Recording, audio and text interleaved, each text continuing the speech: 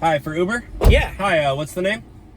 No. I get to ask you, what's your name? No, you gotta confirm the name because I'm the driver. Well, I double-checked the license plate, but I got to make sure because the picture's not great. So, what's your name?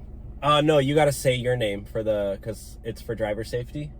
Well, I read the fine print. It said I'm supposed to ask you first. No, I read the fine print. It says I have to ask you first. So what's your name? No license plate, then ask. All right, just stop playing games, all right? Can you tell me your name or else I'm not going to give you a ride. So what's your name?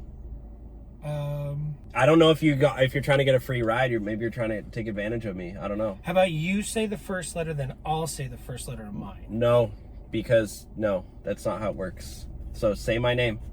Just say my name. Say my name, What? I don't know. Dude, I have to give rides.